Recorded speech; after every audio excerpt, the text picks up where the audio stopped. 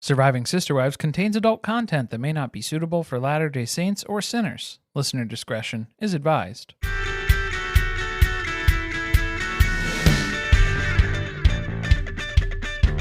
Hello. We are so excited to be back after not having an episode of Sister Wives last week. It was a break week. We didn't know what to do with ourselves, so we just spent some time with the family around the holidays. Forgot what day it was. Oh, yeah. Well, it's that Twilight Zone. We did watch a little bit of Sister Wives. We watched some old episodes. We did the Hanukkah special, and if you want to call it a special. Meri slaying into the side of the house. Yep. Classic. Sending the sled into the rental. I forgot to kick off the podcast episode. What do I say? Hey, this is Carly. Yep. Nope, this is Surviving Sister Wives. Yeah, there you go. Sister Wives, Season 19, Episode 15, Faith Can Move Mountains. Why were there no mountain references in this episode at all? We didn't get to look at any mountains. I didn't see any mountains. Like, what? It's pretty surprising. What a missed opportunity. There wasn't much discussion of Coyote Pass at all, which is a real shame, even though we have had about 3 seasons straight of just non-stop Coyote Pass talk. I want so much more. I think we needed a break, but that's kind of what happens is production gets us geared up. It seems like everything about the show is set up for a storyline, and then right when I'm finally on board and invested in it, then they yank it out from under me. Like with the church shopping. I didn't want it. I was the biggest proponent against this storyline with Robyn, Rora, and Brianna searching for churches. I couldn't have cared less on paper. But then when we got here, I feel like we got robbed a little bit. I know. I have an axe to grind with Puddle Monkey after this. For real. They better go back to shopping. I hope they hated the place that they went. We need to start over again. I want to see more shopping. How come I had to watch Christine try on 18 wedding dresses? I only got to see them go to one church? It's a real bummer. This is a real letdown.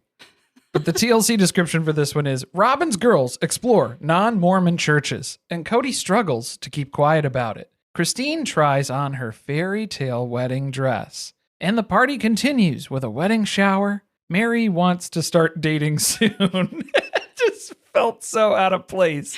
That was not the most important thing that happened with Meri in this episode. No. It was a passing comment. And that party was boring. And I bet you there's going to be a big percentage of the audience who is so confused and now thinks somehow that Meri threw Christine and David a a wedding shower. The editing was atrocious. Cross-cutting, but not in an effective way at all. There was nothing really gained from either of those stories or those scenes that were happening. So I don't know why they even made it into the final cut of the episode. I think it's just to confuse the fandom. Folks who are kind of paying attention. Now you're going to mix those two events together in your mind and think that Meri threw Christine and David a wedding shower. It was very kind of her. She did not. What a good sister wife. I got a little rewrite. It's quite a retelling of what happened. Okay, yeah, let's hear it. I'm ready. Kody creates a moment with Meri to commemorate their divorce. Robyn denies soft launching the family paperwork shuffle. Rora has an emotional reaction to the worship band. Grandma Annie's seamstress skills are redeemed. Justice for Grandma Annie, man. Yeah, she was given a pattern and she followed it. Christine picked the pattern. That's mind-blowing. So that's what we need to keep in mind. I don't feel bad for her anymore. Any criticism. I used to feel like Christine got burned with that dress. Like her hand was forced, but I mean, she was the guiding hand in determining what that model was. The final product would look like. We saw in the journey that was creating the commitment celebration dresses that Christine is a little misguided when it comes to figuring out what silhouettes look best on her. Oh, I thought you were going to say she's a little Miss Recap. No, that's Amy. Amy and Amanda. Leave them alone. No, we have exciting things to talk about here. We are going to do announcements. Do not skip them, please. The first one's very important and exciting. Our New Year's Eve special is out now. That's right, because it's the eve before New Year's Eve today. Oh, unless you're listening on the Patreon. Then you got to wait one more sleep until. True. A couple of hours. Depending. Well, yeah. So there's pluses and minuses. It's confusing the you shit gotta add out of them up. everyone. 12:30, December 30th is the day that episode is dropping. It should be out today if you're listening to this on the main feed. It is free over on Patreon. I'm going to stress that because for some reason, people don't hear the word free, which I don't understand because when I hear that word, I get very excited. Well, yeah, but it's just when they hear Patreon, they know that there's a cost associated with it. They cancel each other out. Yeah, that's the part that they hear, and then they automatically assume they're excluded. No, this is for everyone. Free public Patreon episode. Corey and Carly's Rockin' Robyn New Year's Eve. I got to give you the full name. Yeah. It was the inspiration for the entire thing. It's the experience. It's free on the Patreon. It's 3 hours long. Did you say 3 hours long? It's 3 hours long. 3 hours long. It's 3 hours long and it's free. Say free as many times. It's because free you know and free. why? Free. Because I know someone's going to go on Reddit and they're going to say they put it behind a paywall. The sons of bitches. Say no, it's not. I swear. It's there. You can listen to it. There's also a preview on the main feed of the first 30-ish minutes. A free view. That means you've got 2 hours and 30 minutes more that you can listen to on Patreon for free. And we are joined by some very special guests. Their names that you know and love. Kara from Everyone's Business But Mine. Amy and Amanda from Little Miss Recap. We got Dr. Adam, the Sister Wives professor. Grace, who's got to be me now on TikTok. That's right. We've got TikTokers, guys. Yeah, it's all happening. But some of your favorite Sister Wives podcasters and YouTubers as well. Jody and Amanda from We Love to Hate Everything. Tess and Brooke from Psych Legal Pop. Melanie and Corey from Notes to Self 444. Kimberly from A Date with Dateline. Mrs. Kickstand from TikTok. And of course, Ace and Caitlin from Sister Wives Love Should Be Multiplied, Not Divided, or Shit Talk Podcast, or whatever variation you know and love. Sometimes people just say Ace and Caitlin. It made this very confusing to figure out how to best communicate it to you all. But you guys are able to find their stuff, and they go by like 15 different names. So I think you'll be able to figure it out. Can you find this episode on Patreon? Patreon.com/survivingpod. Free 99. It's free. So go enjoy that. We'll put the link. Yeah, we'll put the link in the description. So then that way it's an easy thing to just go click and you can go check it out. And why did we do such an extravaganza? It's because it is our 5-year podcasting anniversary in January. Isn't that crazy? That's pretty wild. We've been talking about the Brown family here for 5 years. And we're going to be doing some special things to celebrate. Ooh, it's a recommitment ceremony of kinds. Oh, that could have been a whole other thing. Hold on. We're going to iterate on that. Okay. Like after this, we're going to figure out how we can incorporate that into January. But you're going to want to stay in the loop. So subscribe to the podcast here if you haven't already. All right, let's get this pony in the water on this episode. I don't know where to start. I feel like it's 3 different categories. We have a Meri story, an A, B, and a C. C is for Christine because that's bottom tier and it's boring. Back to basement wife. You are back to basement wife. You have earned that title for this episode because there is no intrigue. There's no mystery. It's all stuff that we already saw last January, a year ago now. So yeah, that's the C storyline. So do you want Meri or Robyn to be the A and the B? Who do we have? All right. I'm going to say we're going with Meri's the A storyline because she dropped some tea this episode. Yeah. And also, Robyn disappointed with the lack of shopping. Robyn's a B. Yep, that's true. Dropping down the list. I'm not arguing. So yeah, let's jump in. We've got Meri with kind of a bend it till it breaks segment.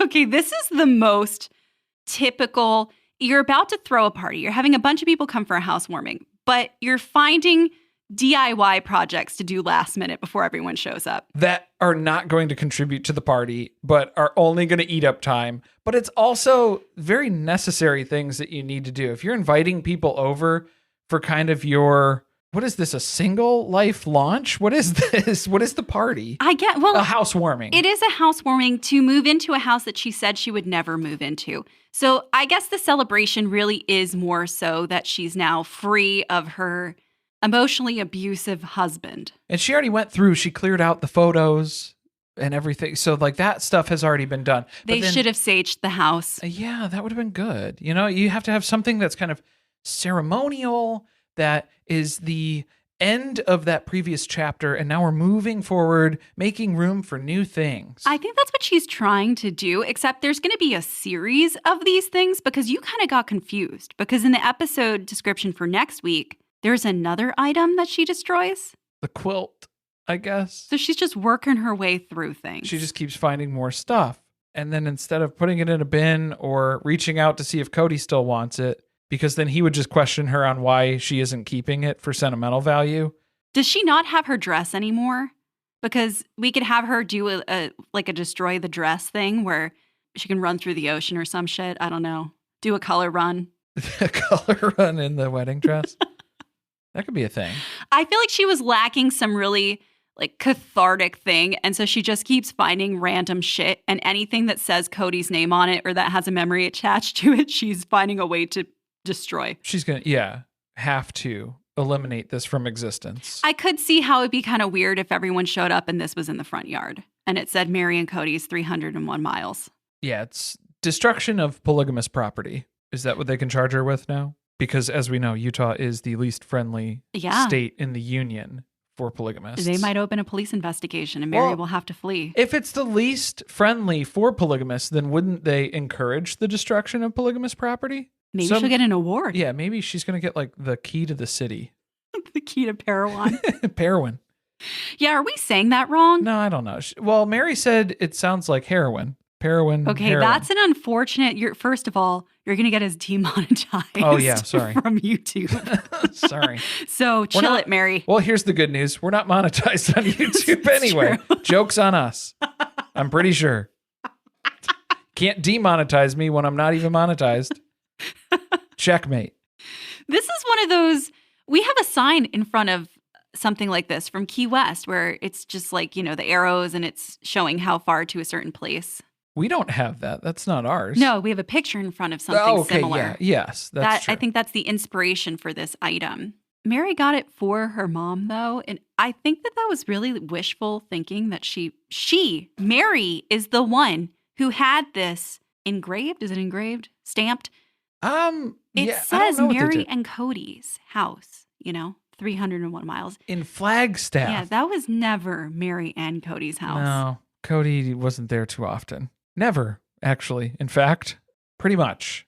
I think he came over that one time during COVID where he got a little too close on filming with the phone when he had called Robyn. Or no, Robyn had called him because he was talking to Meri too long. He only made it to the driveway, though. Yeah. That was as close as he could get. Or what about the time when they were going to visit the Dargers and he came in the house and was yelling at her that she had to get out of the bathroom, that it was time to leave? He barged in. It was the only other time he came in there unattended from anyone else. Just the two of them in that house. And he didn't know where to look for her. No. He had no idea where she was. Just heard a toilet flush in the distance and figured it was Meri. She's the only one here. Covering up all of her sensitive bits when he came barging into the house. As we learned. As we found out. Officially this episode. She is joined by friends. Again, I'm putting quotes. There are a lot of random people. It's like if Meri ever babysat you or you babysat her, you are invited to be on the show this season. What would be the title of Meri's Babysitters Club book? I think that's something that we should probably crowdsource and work on here. Because it seems like that's a big circle that she runs with. People who babysat her or whom she babysat.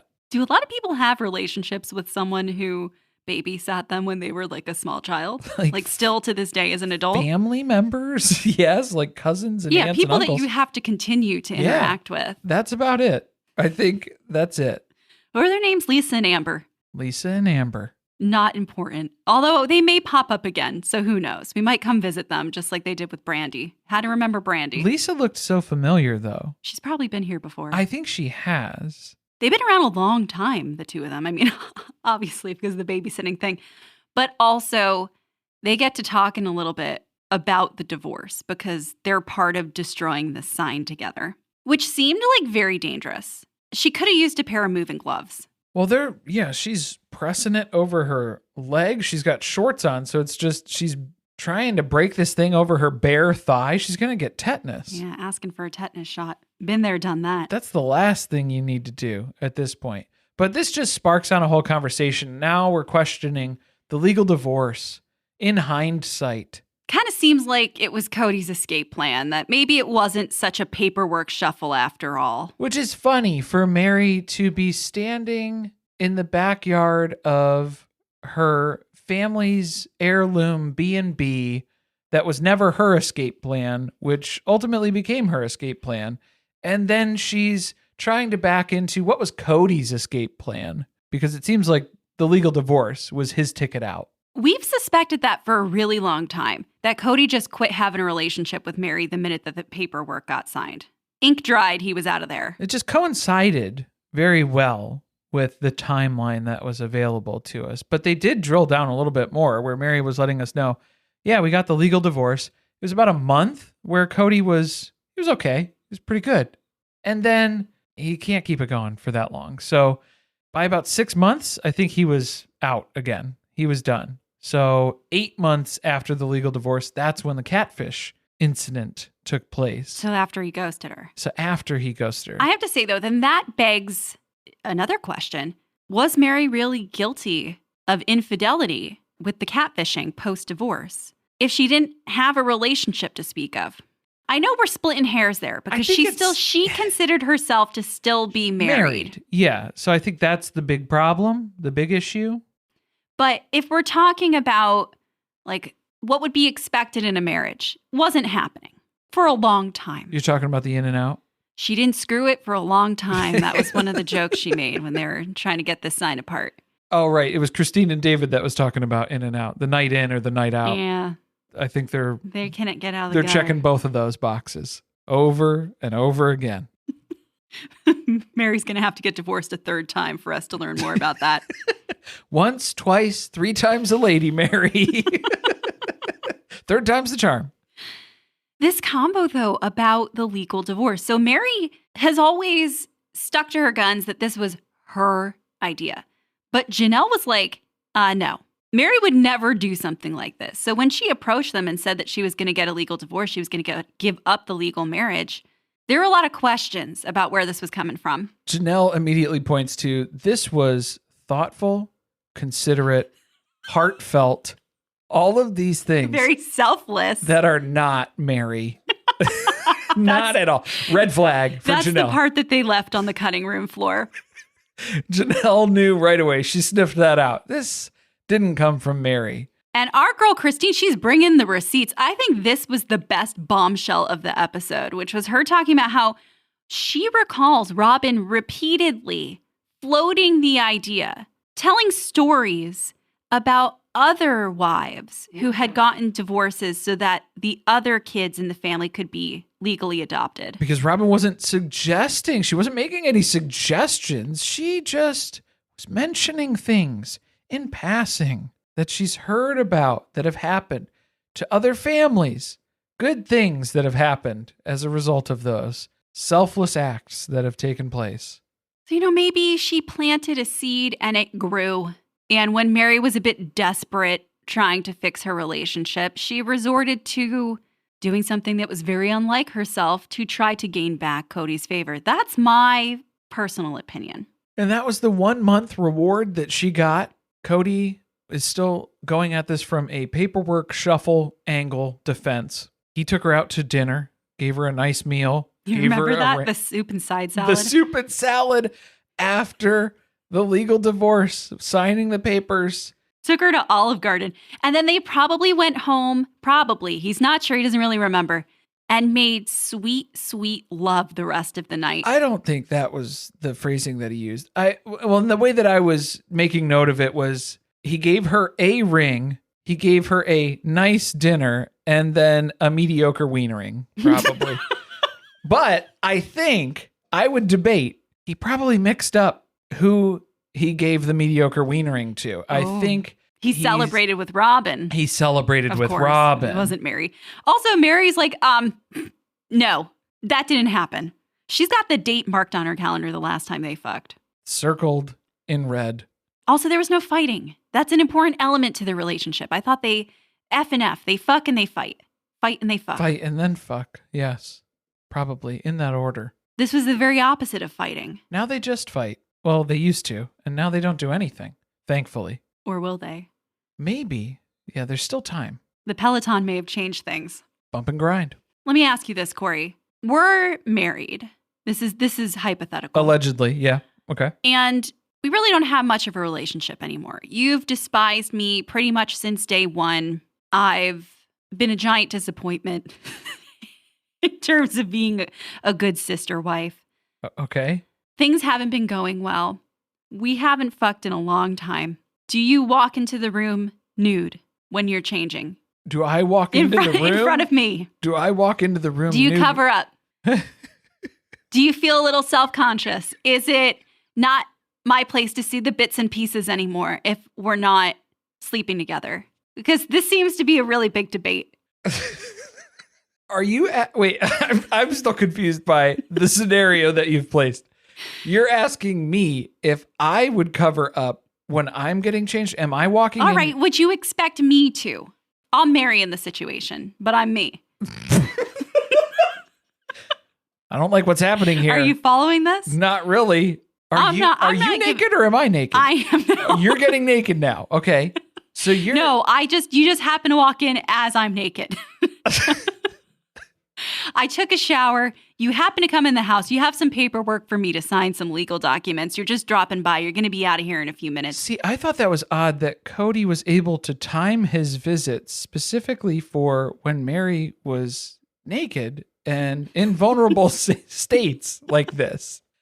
Because he wasn't spending extended periods of time there. No, that's just when he happens to drop in and drop by when it's showtime. This is why Christine was pissed when he would just show up in the evenings and disrupt the schedule. He just pops in when you're getting out of the shower. I feel like you, Carly, if you're putting us into this scenario, I feel like you've covered up when we've been in arguments before. What? Why are we arguing when I'm naked? What's happening? It's getting too personal. Yeah, I told you this is where I didn't want to go this route. Okay. This is dangerous. I say no peep show. You don't get a glimpse at the goods. No. If things aren't going well. I stand with Meri. It's a real shame. Here's the thing. Kody thinks he's taken something away from Meri by not letting her see the goods, but I think in the long run, it's ultimately a relief. What kind of relief? A release? A relief that he's not. Isn't it weird that Kody has never talked about having sex with Meri? At least outside of the framework of talking about having a baby. Well, now it's his ex-wife. But is it because it's his ex-wife or he's still thinking about that day in the truck? I just think it's odd that this is coming up twice. He's talking about her crossing paths with her as she's getting out of the shower, and we're having the conversation about what happened after they signed the divorce paperwork in one episode. Oh, he's all flustered. Yeah, that's top of mind. I find it suspicious. It's on the tip of his mind. Also, I don't think Kody and Robyn have sex. At least not very often. No, because Ari's in the bed. I think it's very, very, very few occasions. They're still co-sleeping. Yeah, it's a big problem. Do you want to talk about the party or do you want to wait until we get to the Christine section since it was like intercut so confusing? I have like 2 notes for this. It was housewarming party prep. This was all Jen's idea. And then we have Meri's big name reveal. Oh, yeah. Meri Caroline Davenport. I got to say, that sounds like an old Hollywood movie star. Doesn't it? Yeah, her intention is not to stay single. And it feels like a very Bridgerton name. You can't change your name after you've changed it to that because she's talking about maybe getting married again in the future. And I say go to the Social Security office less. Yeah, don't keep going back. Don't do it again. I think she's saying that she's not even going to change her name legally. I think she's still going to be Meri Brown, right? Did she say that? I don't know. I think that that's a good idea. I think she might go by. And I'm only saying that because she's got businesses. Oh, it's hard enough to change all of your accounts and your credit cards and all the things that say your name when you get married. Like, let's not. That's why people don't do it after they get divorced. Yeah, not going to do that. It's a paperwork shuffle. It's a paperwork nightmare. Yeah, it's terrible. There was a puppy parade, though. That's the most important part of the party that she had. So there was mention of a puppy parade. I didn't see a puppy parade. They are withholding the good footage from us. You came up with a great idea. You need to execute on that. You need to move forward with it. Give me the content that you're telling me I deserve. I'm getting kind of bored of watching things that are just proof that Meri has friends outside of the family. That's a lot of what this is. And also, too many ladies at this party. We needed some more dudes. We got to mix it up. Oh, yeah. She's not going to meet someone if you're just inviting the same people If over you're and over again. Yeah, you're intending to not stay single, then you got to meet some dudes. You got to get in the mix. She floated the idea of a speed dating event. I want that. Yeah, have Jen host a speed dating night in Parowan. At the Maybe B&B. not in Parowan. Maybe not in Parowan. Maybe somewhere else. Someplace closer to an airport.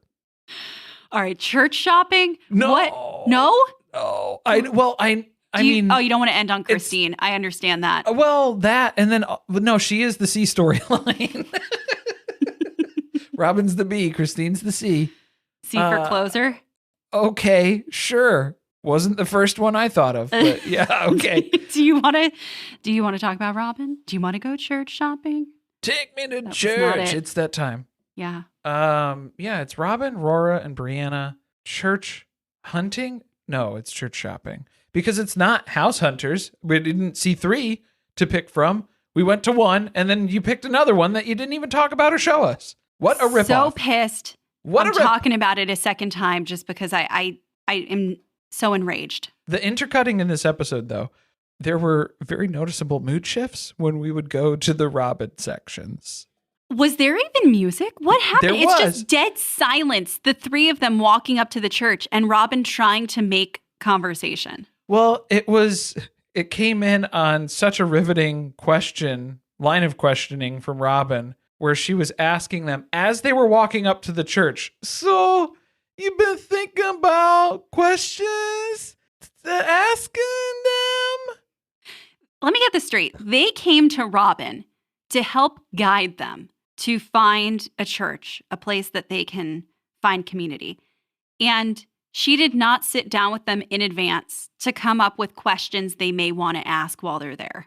Also, you're asking them, did you think of any questions while you're about to walk in the door in 2 seconds? This is why Rora has anxiety. That is going to give you some anxiety. You're going to freak out now because you're going to think to yourself, should I have? I guess I should have thought of some questions. Oh no, am I wildly unprepared for this? I probably should have written them down. Now I'm thinking of things, forgetting them. You're Mind's spiraling. blank. Yeah, you've lost it already. This is the Commons Church, and we meet Greta and Charlie, which just feels like Greta and Charlie belong there, doesn't it?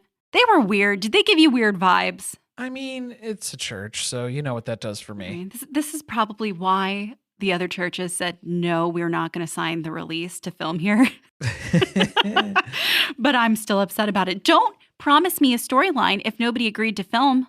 I did learn about a new denomination of church. Non-denominational, nominational? Not non-denominational, which is interdenominational because it's all the denominationals. Not denominational. We're not non-denominational. We're interdenominational. I don't like that term. Yeah, it's just, it's got yucky energy. Seemed promising at first, didn't it? Did it? It seemed like they were making up stuff that made them feel good along the way. The interview was going well. Who was being interviewed, though? We lost the plot somewhere because it starts and Rora is answering the first question, but then she makes the mistake of bringing up the fact that they stopped going to church. And I think Robyn got really nervous. I just loved on Robyn's intro when she's trying to give her backstory into religion and where they're at currently in their household. And Robyn is trying to come up with a way to explain how Kody is a polygamist, but it's just her and him right now, though. But also, she would probably not do plural marriage again unless she had a guarantee that it was going to work out, which is literally impossible. And if they were actively part of their old church, which is not this church. So That's hard to do. she's having a full identity crisis mid-church interview. She's thinking about these things because she's being asked, and you can tell she does not think about them any other time because then she gets very uncomfortable. This is Robyn's identity crisis that's happening over losing religion, and that is her entire identity. So now, if she loses that, what is Robyn? Who is Robyn? These are scary questions to ask and to start thinking about.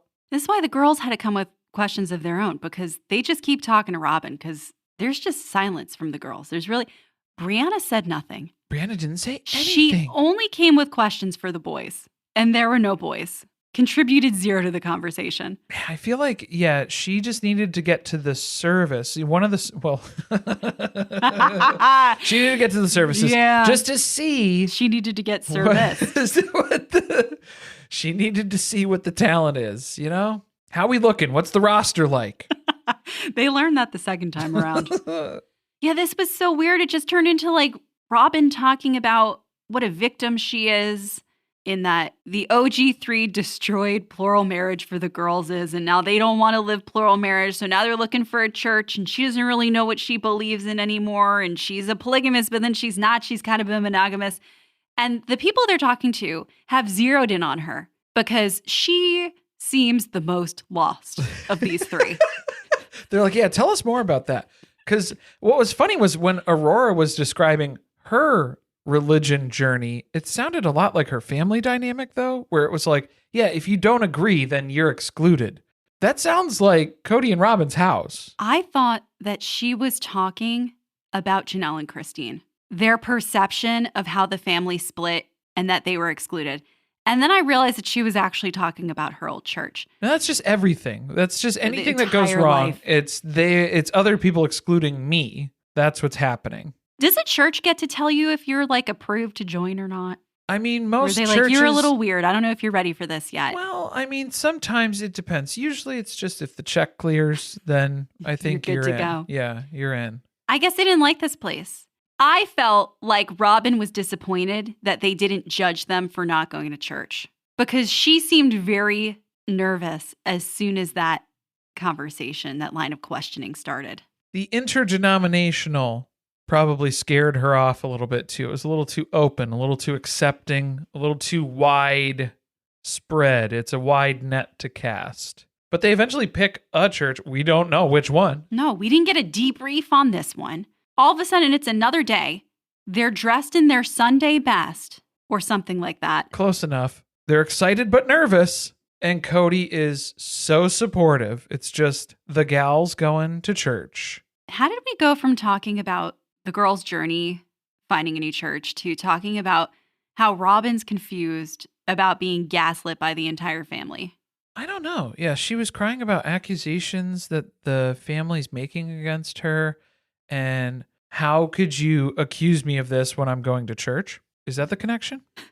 I think you're right, because why was that weaved in here? Isn't that holier than thou to a T? It didn't feel like it fit. And then we're just talking about her again. The music that was going on behind here, I felt like I was watching a Rotary commercial or something. Like there was a donation number that was going to pop up at the bottom.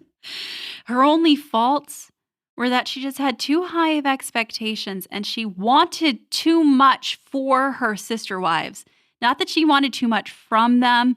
She just wanted them to have such enriched lives. She is only guilty of wanting the best for everyone. She's guilty of bending over backwards for her sister wives. I don't think that was the bending over backwards that she's been doing. I don't think she's been bending over backwards for anyone in a very long time. Maybe forwards. Maybe. But she's been gaslit this whole time. And I think she's just using that word because we used it first. It felt like that. I was, again, disappointed by this because when they showed the snippet of that, I thought that that soundbite was going to lead to a conversation about an actual accusation that was being made, something new. But I think she's still just talking about the same shit about her destroying the family. She hasn't had any other interactions with anybody either since anything, since the family's fallen apart. That's why people like this are annoying, because they won't stop talking about something that everyone else has moved on from. It was 15 years ago at this point. And I feel like it's been made pretty clear that the other wives place a lot of blame on Kody for how their relationships went. Yeah, and it wasn't that Robyn joining the family was the problem. It was the way that favoritism took over after Robyn joined. So I feel like a lot of that is on Kody more so than Robyn. I think there's a disconnect because honestly, they're cutting things out that were originally talked about. And I think it has to do with anything that has to revolve around the other kids. and the things that have been said about Robyn or the things that have been said back to them. They're trimming around that because of what's to come. And it's just making things feel like they don't connect. Because that kind of comes up when they get back from church service.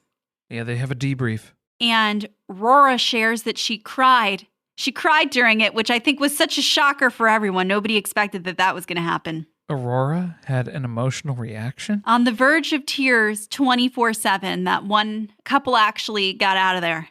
And it was to the most heartbreaking scene that you can imagine. It was the worship band warming up. Before the service even started, she was pre-gaming her tears. They got there that early that they were there to see the worship band preparing to go on. I feel like they were there at 7 a.m. to help set up.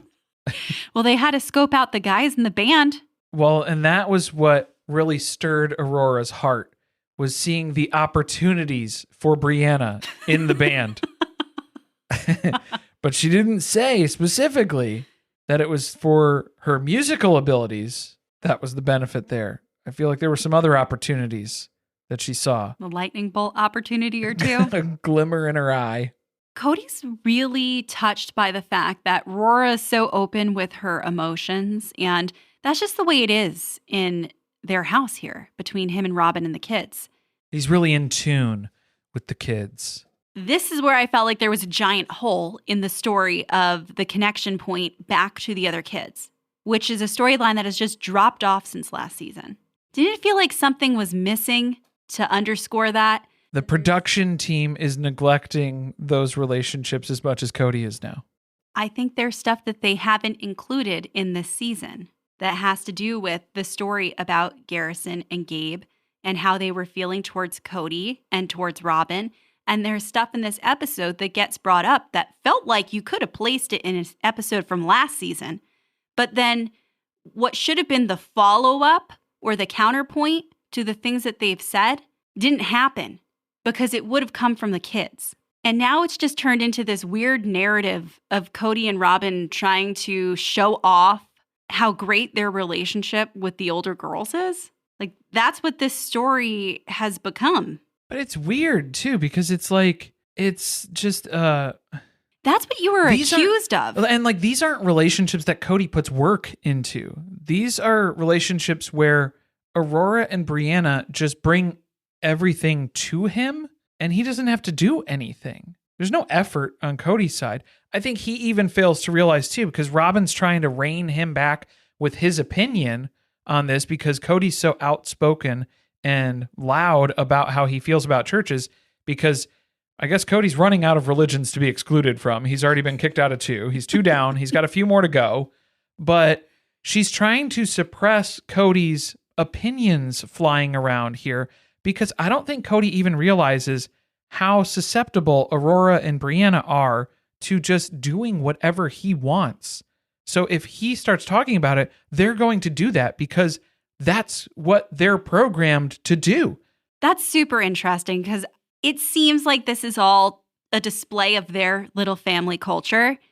And that does not seem like a very positive thing. No, this is toxic. There's no autonomy. There's no individuality. It's everything is aligned with, and the sun rises and sets in Kody and Robyn's house. How long until Brianna has a boyfriend?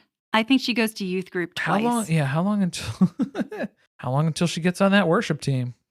Oh, she already signed up on the way out. Yeah, she already put her email address on there. She's on the mailing list. They swung by the store to pick up a few more instruments, something for her to practice on. Just in case. Whatever you have an opening for, I'll learn it. The cello, the djembe, whatever you got, I'll bring it. Do we have to talk about Christine's wedding? We do. Yeah. We do. We are trying on her wedding dress, actually the real one this time. This was actually kind of funny for a couple reasons. Not intentionally funny, but it was funny to me. Man, I was cracking up in a few different spots. What part of it? The slow-mo moment. Oh, Good I almost forgot. God. I thought this was like one of those clips where somebody accidentally recorded it in slow-mo and then you watch it back and it was like, oh, why did we do that? They experimented with a few things in the editing in this episode and didn't like it. It didn't work out, yeah. But Christine's here because she's trying on Frankendress. It's the mix of 5 different dress elements that she likes, all combined into one. We find out the sad truth that Annie was dealt the dirtiest hand in Christine picking out her design for her original wedding dress. What pattern was that? There's a pattern? Well, now to I'm that? convinced it's a nightgown. It was a child's nightgown. It's the Jean Bonnet special. At first, I thought that maybe Grandma Annie just lacked in her sewing skills, but we saw all of the fabric that was in her house when they moved her out. This is not a casual seamstress. No. Yeah, she's learned. She just made what was requested. That's Christine's fault for not trying it on until the day of the wedding. Well, I feel like she's running into the same thing because then this wasn't fitting well either. Look, it was a little loose. It was I think she loose. liked it like that.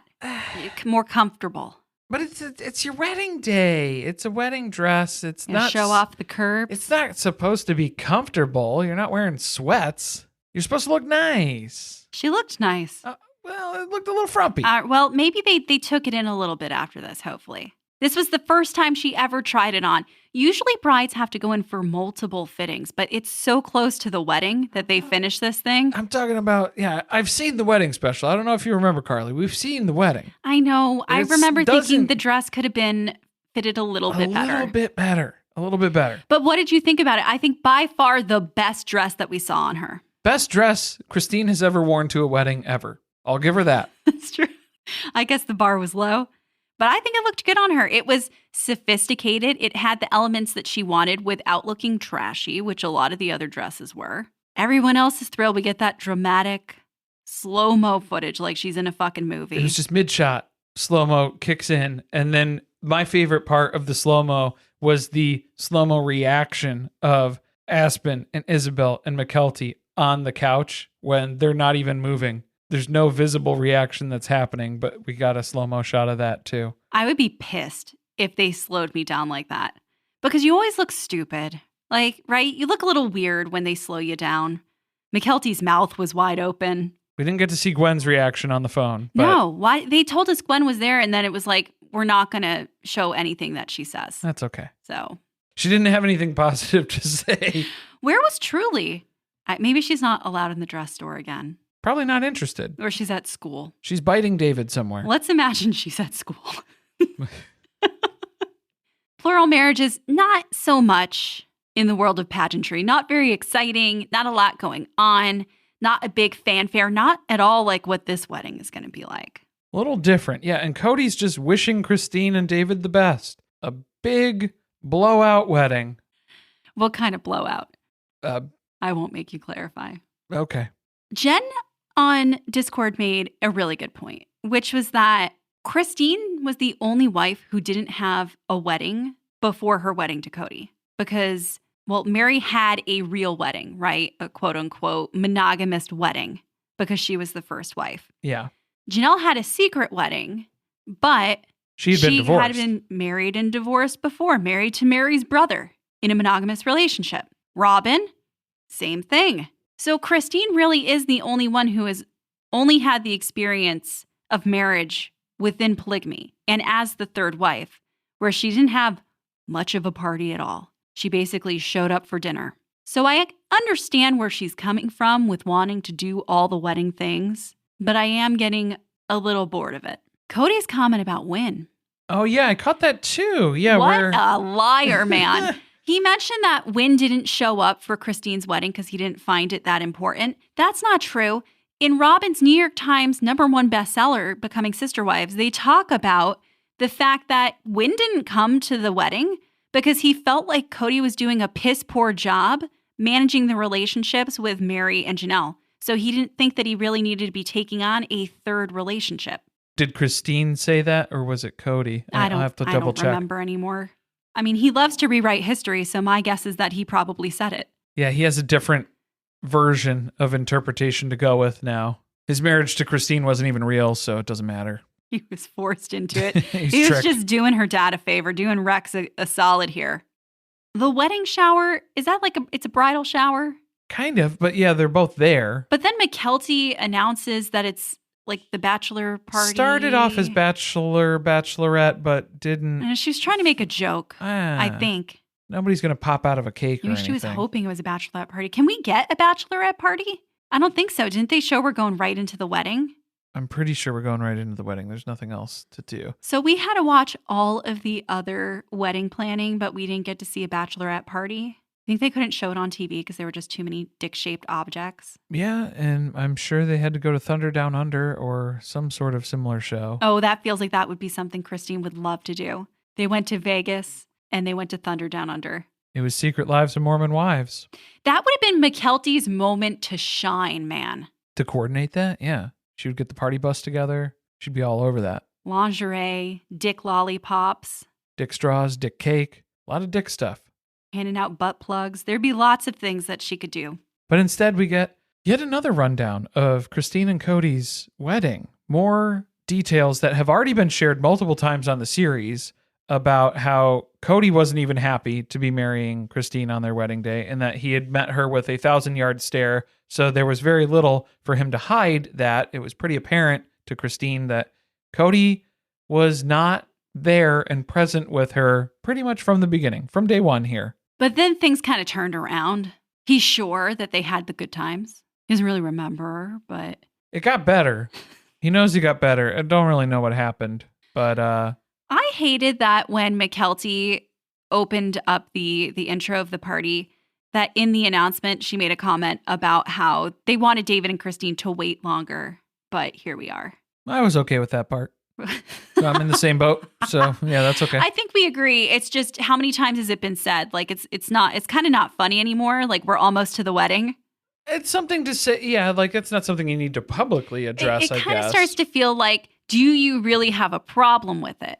Because Yes. then maybe the time to say it is in a private setting with your mother, even though she doesn't really give a shit when you've done that. She'll tell you to fuck off then, yeah. But it's maybe too bad. not in front of like guests who don't know how to react to that kind of joke. Well, that's where you can say, so that's, it's just billed as sarcasm in the family, but it's actually a way to say what you're really feeling and to get that out, even though it's not going to be heard or taken seriously ever. But it is a way to kind of relieve some of that pressure of carrying those feelings around with you. Which I would argue is something that was probably learned from Meri. Because those are the types of little comments that Meri would make that everybody hated so much. Which is so funny to me that McKelty doesn't get along with Meri. It's because they jab in the same way? She can't hang with that? Or I don't know. All of them have bits of traits that they've picked up from different parents, including ones that they don't really like. It's a matching energy that happens, I think, as part of this. They play a game, which is who knows the couple best. I feel like this would be the worst game to play with Christine and David at the helm because I feel like I would know answers to things and then the answers that they would give would be wrong and then it didn't match their version of reality. Because you who have knows? to argue with them. Yeah, who knows what's going on in their perception of this stuff. Yeah, we didn't see them answer anything. They were trying towards the end there. Well, at first, David was leaving his card unattended. Perhaps he needed a Lisa Frank folder to put up so that he could cover his answers. But Peyton kept looking over his shoulder and just copying down what he was writing down. So that's no good. For what? What did you win as the prize? We didn't even get to see. Probably just a bunch of dick straws. A gift certificate to stay at Meri's B&B for an evening. Meri doesn't know that they're giving those out. Come to find out, it's too late. You can't revoke it. This ends up turning into a conversation about hotel luggage racks. Which, okay, yeah, you Which got we're me. at odds about. You got me. What do you mean we're at odds about? As long as the suitcase isn't on a bed. You seem to think that 2 pieces of luggage could fit on one luggage rack. I thought that. There are some larger ones that you could if you turn them both sideways and put them back to back. So the controversy is that when they would check into a hotel when they're traveling, Kody would automatically hoard the rack for himself. He would put his luggage up on there and then let Christine or Janelle leave their luggage on the floor. Again, at least they're not putting it on the bed. Don't put it on the bed. That's no good. On a chair? Yeah, maybe You not can on get the a thing floor. up off the floor. You know you're supposed to put it in the bathtub. I feel like that's a worse place to put It's it. because bed bugs can't get to it in the bathtub. That they're not into fiberglass Bed bugs are in luggage racks, though, sometimes. I'm telling you guys the facts. It's the wooden Hotels are ones. scary places. Yeah, it's those wooden ones. You don't use the wooden ones. So maybe let him have the luggage rack. It's Yeah. okay in the end. If it's a wooden one, let Kody have it. Keep yours in the bathtub. I feel like, yeah, there's some bathrooms where then you might have a mold and mildew consideration. Well, it was a relationship defining moment for Christine when they checked into a hotel. I'm guessing this was 5 days into the relationship.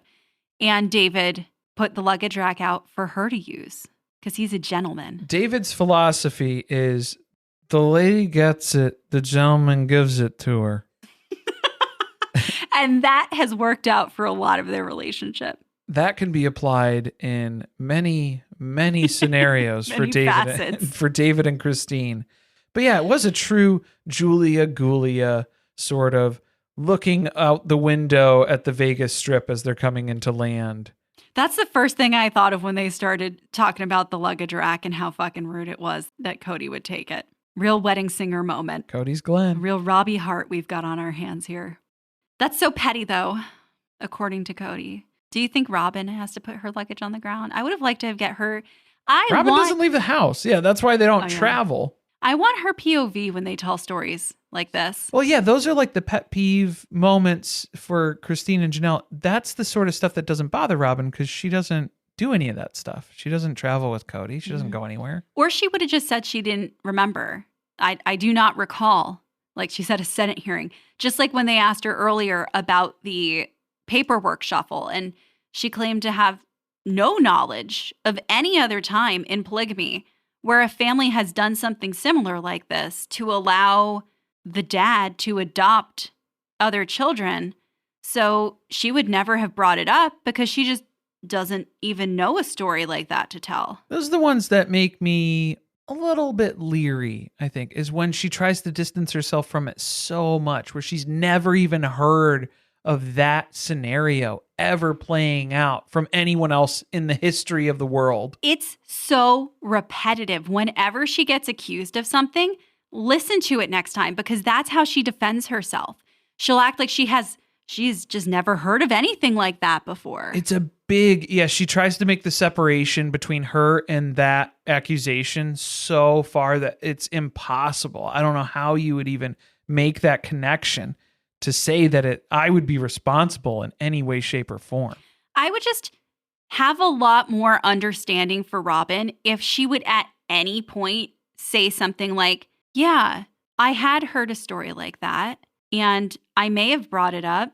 I don't really remember because I didn't have an intention behind it. Rather than just to pretend like you're just so lost. People are just making up stories about you. Well, and those are the two extremes that we're seeing. Because then we have Robyn who's outright completely denying it. Never even heard of families who would do that sort of thing, especially in polygamy, of divorcing a first wife so a later wife could marry in and there could be a legal adoption. Saying that doesn't even exist. But then you also have Janelle and Christine's side. I think Christine more so, where she was treating it like Inception, where Robyn has been whispering these things and putting headphones on Kody's ears to plant these ideas, and Meri as well. How many layers deep are we in the subconscious now? Where's Leonardo DiCaprio? The truth is somewhere in between, which Probably. is why I would like to see some more honesty because it feels very dishonest when the stories are so extreme. But instead, we're just going to get more wedding footage. We're excited for the wedding. More of this. Time with family, I think, is how Christine summed it up. But I don't think she realized how much bump and grind there's going to be at the wedding. Nobody could have predicted that. Are they going to show us that again? Come on, they have to show like unseen footage. It's either unseen or it's going to have to be very abridged. And then we just jump to like what happened after. Well, maybe not. You can't televise that. What are they going to...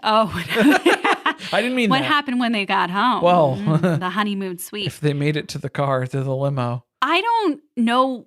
What are we going to fill the rest of the season with if we're not talking about Christine's wedding? There's a lot of these episodes that have been dedicated to some form of wedding planning. They're going to have a lot of minutes that they need to insert storylines into. Christine and David's storyline is going to shift to, it's going to play out basically like a season of Married at First Sight, where now the next 18 episodes are going to be the honeymoon, and then a week after the honeymoon. They're going to spread it all out into that time frame.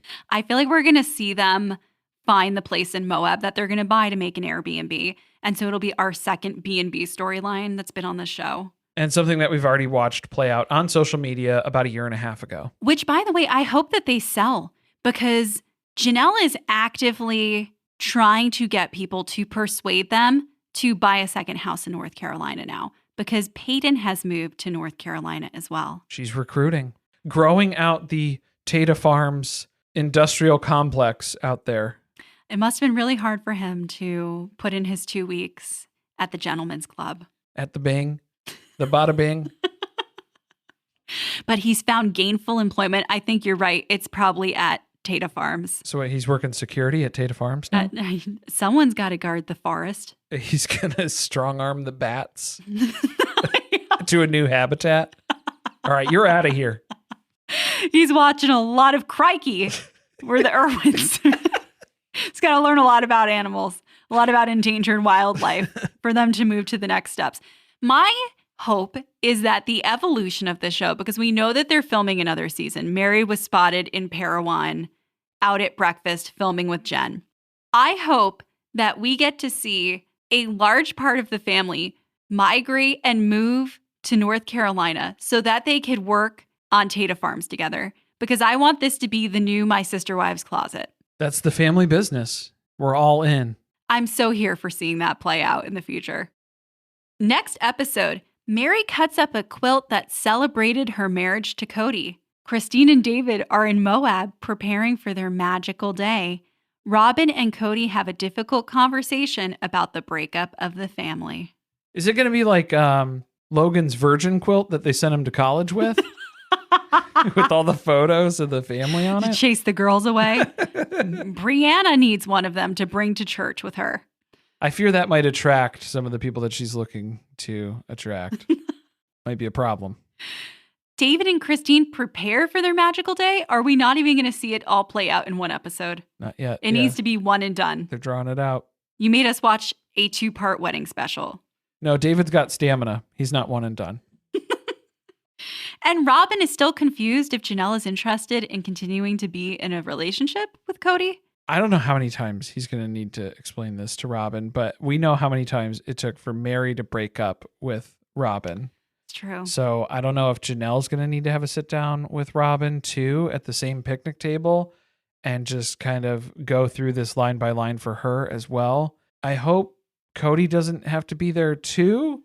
And then it would just be Janelle and Robyn, because then Robyn would be terrified to have that conversation. Janelle is never having another conversation with Robyn ever again. No, not unless she's going to get paid out for it.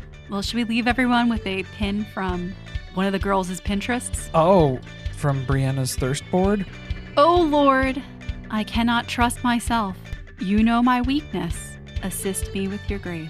Maybe we'll have to put we'll put that on the watch party notice on Patreon too, so then that way you can see the image that goes along with it. I'll put it in the comments. Yeah. The crying nun. Very fitting. Like the flying nun. but different. Thanks for listening. See you next time.